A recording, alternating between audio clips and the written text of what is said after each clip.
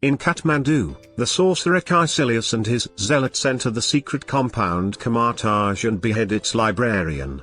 They steal a few pages from an ancient, mystical text belonging to the Ancient One, a long-lived sorcerer who has taught every student at Kamar-Taj, including Caecilius, in the mystic arts.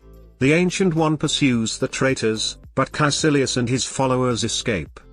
In New York City, Stephen Strange, a wealthy, acclaimed, and arrogant neurosurgeon, severely injures his hands in a car crash, leaving him unable to operate. Fellow surgeon Christine Palmer tries to help him move on, but Strange vainly pursues experimental surgeries to heal his hands. Strange learns about Jonathan Pangborn, a paraplegic who mysteriously regained use of his legs. Pangborn directs Strange to Kamar-Taj, where he is taken in by Mordo, a sorcerer under the Ancient One. The Ancient One demonstrates her power to Strange, revealing the astral plane and other dimensions such as the mirror dimension. She reluctantly agrees to train Strange, whose arrogance and ambition remind her of Caecilius. Strange studies under the Ancient One and Mordo, and from ancient books in the library that is now guarded by Master Wong.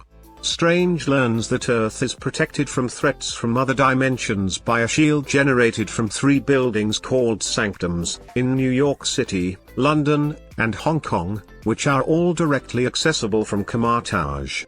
The sorcerer's task is to protect the sanctums, though Pangborn instead chose to channel mystical energy only into walking again.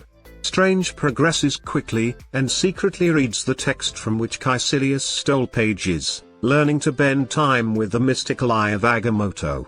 Mordo and Wong warn Strange against breaking the laws of nature, drawing a comparison to Caecilius' desire for eternal life.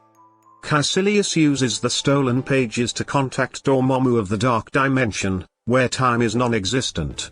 Caecilius destroys the London Sanctum to weaken Earth's protection.